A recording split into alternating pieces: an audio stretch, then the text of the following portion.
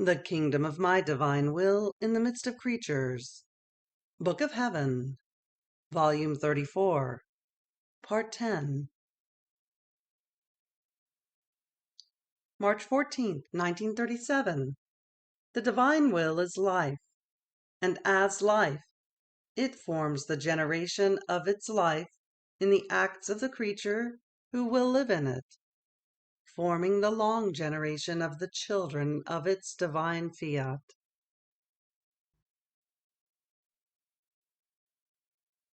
The divine volition never leaves me.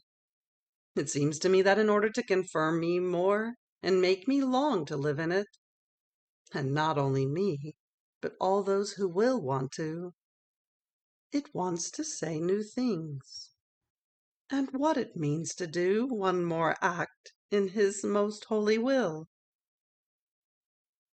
And my sweet Jesus, who acts as the crier of a will so holy, visiting my little soul, told me, "My blessed daughter, I want to tell you again of the good that is enclosed in one more act that the creature can do in my volition.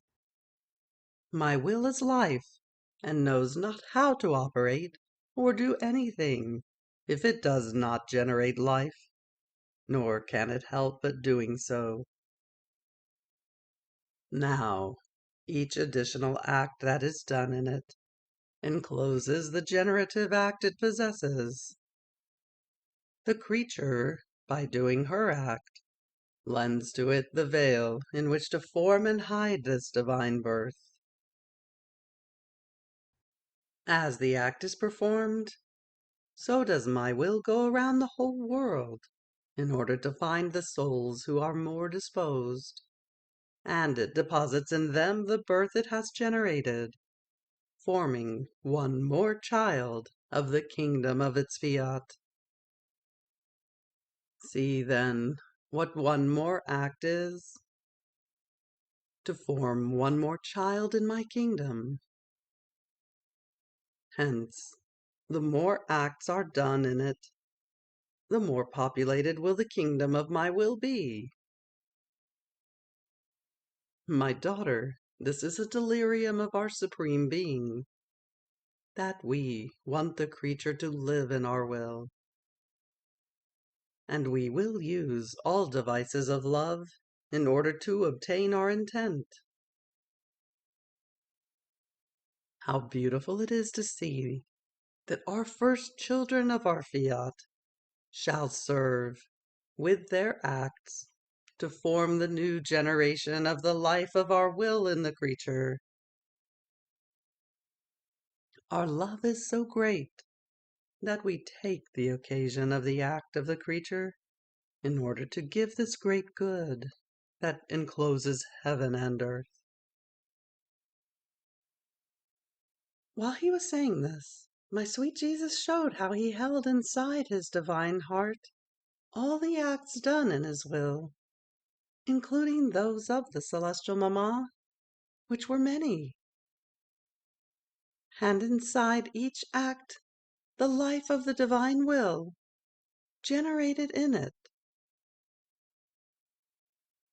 As though unable to contain them any longer, he moved his step to go around all the generations, and wherever he found a soul who was more disposed, he approached her, embraced her, whispered to her ear, blowing his breath into her as though wanting to renew the creation. Then, as though in feast, he deposited the life of his will together with the act. He did not want to detach the act from the life of his volition. In fact, it being the primary act in which he had generated his life, he did not want to detach it, wanting to make use of it as custody for his own life. On seeing this, I remained surprised and pensive. I said to myself, "Is all this possible? It seems rather incredible to me." And my sweet Jesus continued, "Daughter, why are you marveled?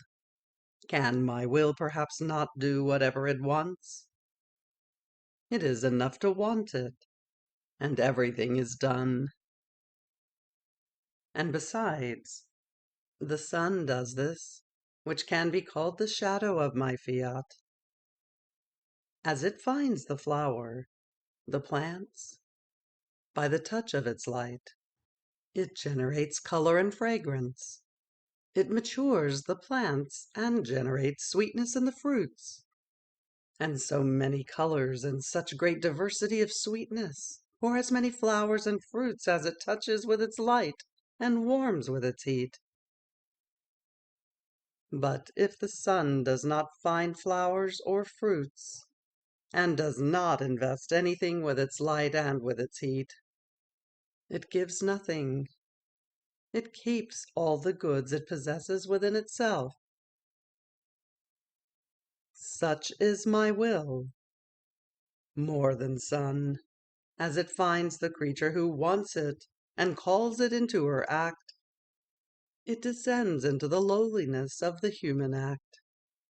It invests it, warms it, transforms it, and since it possesses life, it generates life and forms in it a divine portent.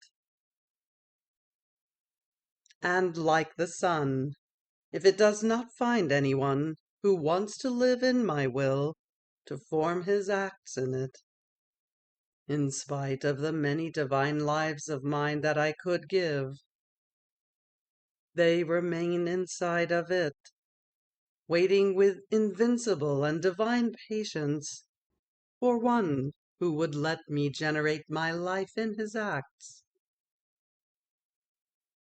My will is like a tender mother, who feels within her the long generation of her lives that she wants to issue to daylight, to form for herself the long generation of her children, who must form her kingdom. And therefore my will keeps looking for those who would lend it their acts. But do you know why it keeps looking for the acts of the creatures? Having to descend into the lowliness of the human acts in order to form its life, it wants to make its way by means of the acts, in order to give its own life to the creatures. More so, since life cannot be formed outside of a person, but always inside. Otherwise it would lack the necessary things, the vital humors to form a life. In the same way, my will cannot form its life from heaven or outside the creature, but must descend inside of them, and the human will must surrender its place to the divine. It must concur with it, because we do not want things done by force. And once we have found this creature, who can tell you what we do, the graces we pour, the love we have for her? This is not about works, but life of ours that we want to develop. Therefore we hold nothing back, and only in heaven will it be known what we have done. Therefore be attentive, and live always under the reign of my volition. In this way, investing all your acts, it will animate them with my life, and you will give me as many children for as many acts as you will do. Fiat. March 18th, 1937. The divine will gives all its works as a gift to one who lives in it. The breath of God in his works, and in all the holy works of creatures. The divine will acts as the supplier of all that the creature lacks. I was doing my round in the divine fiat, in order to follow as much as it is possible to me its divine acts. That is, the creation and all the holy acts of the creatures, not excluding either those of my celestial mother or those of my dear Jesus. But the great thing was that as I tracked them down, they became mine. The divine volition gave them to me as gift.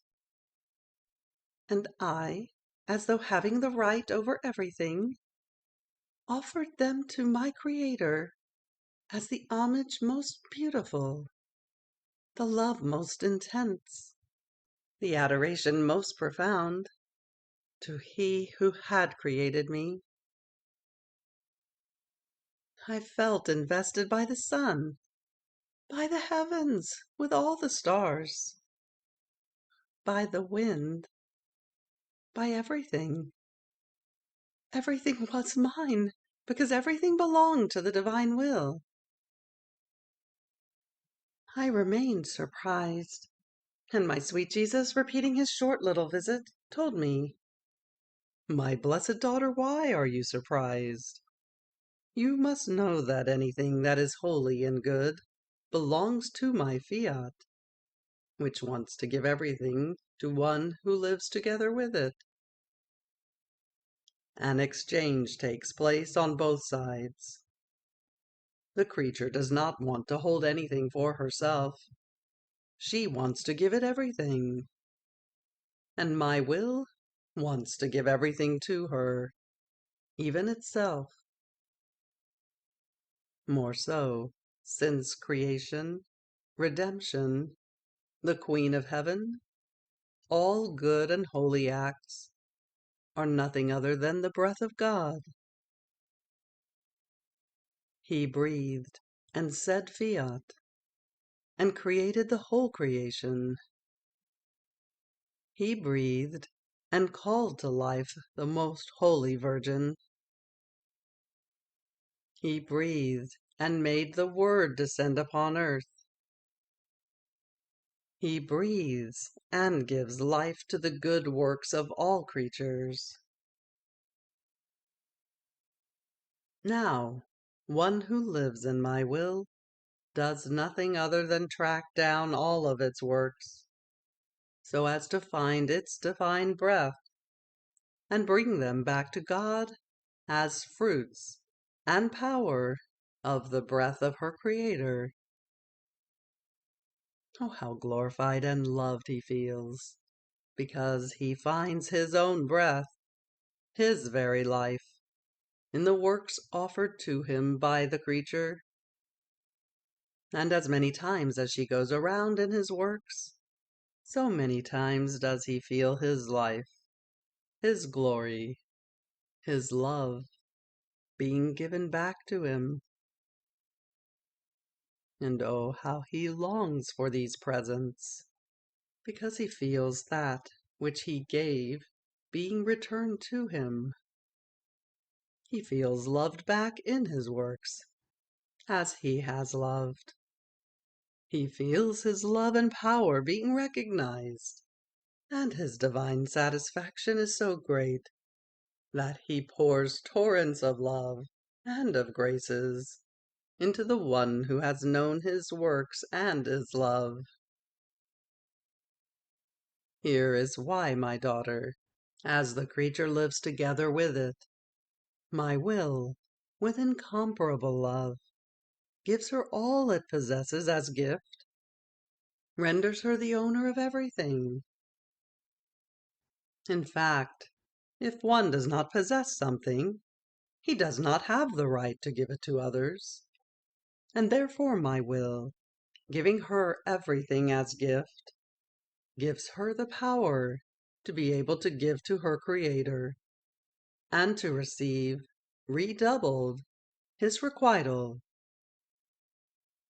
But only when she recognizes our works, esteems them, loves them, then is she granted this gift. Love gives her the right to make what belongs to the eternal will her own.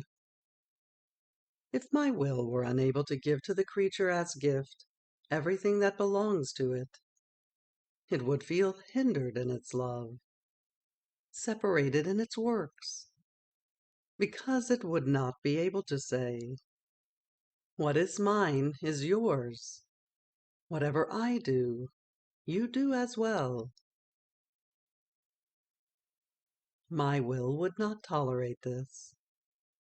It would say, living together, forming the same life, and not being able to give her everything, this is impossible for my love. It would be as if I could not trust her. No, no, I want to give everything to one who lives in my will. You must know that the love of my Fiat toward one who lives in it is so great that if the creature, not out of her own will, but out of weakness and impotence, does not follow all the acts of my will, or due to necessity of sufferings, or else her life does not flow in it, its love is so great that it does what the creature should do. It makes up for her in everything. It calls her back to the attitude, the order, the love of my will, so that the soul may be stirred and resume her life together with it. And it does this so that the human life may not be divided or separated from its own. If it did not do so, a divine void would be left.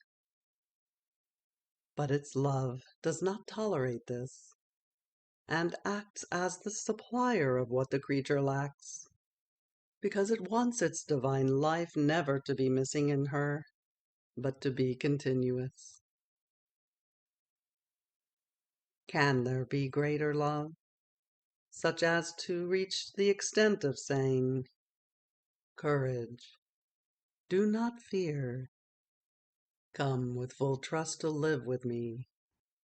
Trust me, and even if you should fall short of flowing constantly in my Fiat, I will compassionate you, and I myself will take on the operating part that you cannot do, and I will make up for you in everything." The kingdom of my will is kingdom of love, of trust, of accord on both sides. Fiat. March 22nd, 1937. Need of love that the divine Fiat feels of being loved back. How to one who lives in it, the divine will gives so much love as to make her love in all hearts and in all creation, in order to be requited with the love of all. How the soul, without the Fiat, is like soil without water. Evils of disturbance. My flight in the divine volition continues. It seems to me that it does nothing but pour love over the creatures, who, feeling so intensely loved, unable to contain this love so great, feel the need to love He who so much loves them. It can be said that the divine love is so great that it stirs and moves the creatures in an irresistible way to love it back. The arrows of love it sends, in order to wound the creatures, serve them to dart through the one who had pierced them. Now, while I was under this abyss of love, my dear Jesus, my sweet life, surprising me, told me, "Daughter of my will, you must know that our love is so great that if unhappiness and restlessness could enter our divine being, which cannot be, the divine being would become the most unhappy and restless being. Since we love with infinite and incessant love, such that we can drown everything and everyone with our love, we then feel the need to be loved in return. But no, in vain do we wait, and our love moans, becomes delirious, and instead of stopping, it runs more. But do you know where our love goes to unload itself, and pausing, it rests a little, to then resume its flight immediately, and pour its continuous love? In the souls who live in my will. In fact, being already drowned in my love, they feel my moans, my need to be loved back, and promptly they requite me in love. And just as we feel the need to be loved in return, so do they feel the necessity, the need, to be loved by the one who so much loves them. Now, my daughter, our will circulates like blood in all the hearts of creatures, and in all creation. There is not one point where it is not present. Its dwelling place is extendable everywhere, and with its powerful and creating love, as though in one single breath, it preserves and gives life to everything and to every one, and in each thing it carries out its life of love. So, why does it create? Because it loves. Why does it preserve and circulate in all?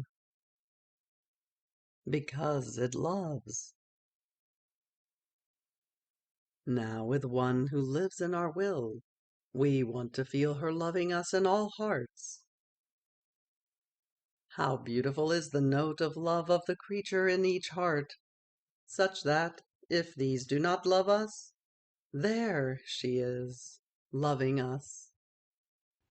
In all hearts, past and future, we want to feel her loving us. In the heavens, in the sun, in the wind, in the sea, in everything do we want her note of love. More so, since our will carries her everywhere. By her living in it, the first gift it gives her is love. But it gives out so much of it as to be able to receive the requital of the love of all and of everything. The delirium of love of our divine Fiat is so great that it carries this note of love of the creature even into the empyrean, and says to all the blessed, "Listen, how beautiful is the note of the love that lives on earth in my will."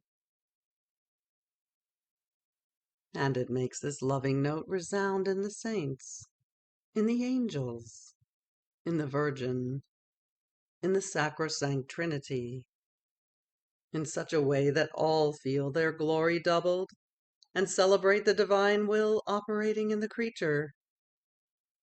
And they also celebrate the creature who let it operate. So she is on earth, and she is celebrated in heaven. My divine will would not tolerate that one who lives in it, would not give it the requital of the love of everything and of everyone. My divine Fiat finds whatever it wants in the love of the creature. It finds her life as its own. It finds the glory she owes it. It finds the appreciation and the esteem that is due to it. It finds true filial trust, so as to be able to give her everything. Hence, love is generative, as to generate all divine goods. Therefore, my daughter, be attentive, love, and love in my will, and you will find so much love as to be able to love all, and love for all the one who so much loves you. After this, because of the miserable circumstances of my life, which it is not necessary to say here on paper, it is better if they become known in heaven, I felt oppressed, bothered, and almost disturbed, without my usual peace and full abandonment in the divine Fiat. And my sweet Jesus, surprising me, told me, "My daughter, what are you doing? Don't you know that the soul without the fullness of my will and full abandonment in it is like soil without water, like the plants without the sun, like the body without the soul?" And the poor creature, just like soil with no water, which is incapable of producing a single blade of grass, dies of thirst, and is incapable of doing even the slightest good. She burns with thirst, and there is no one who can quench it. And lacking the sun of my Fiat, she will die in the dark, which will obfuscate her vision, rendering her unable to look at what is good in order to know it and do it. Nor will she have any warmth with which to mature that good. Besides, without my will, she will feel without divine life. And just as the body without the soul becomes putrid and gets buried, in the same way, without the life of my volition, passions make her putrid and bury her in sin. Moreover, oppressions and disturbances block her flight in my will. She loses speed and cannot follow all of its works. And therefore, if she has not followed all our works, I cannot carry her to take rest in the bosom of our divinity. So be attentive. Place any oppression, bother, or anything that disturbs you in the hands of your Jesus, and I will place them in the light and heat of my Fiat, that they may be burned. And you, feeling free, will continue with greater speed your flight in my volition. Nor do I want you to worry about it. I will take care of everything. My daughter, let us preserve our peace. Otherwise, I will not be able to carry out and develop as I want the life of my will in you. And this will be the greatest sorrow for me. I will not feel free to breathe and palpitate. I will feel hindered in continuing my life in you. Fiat. You have reached the end of the Book of Heaven, Volume 34, Part 10. Fiat.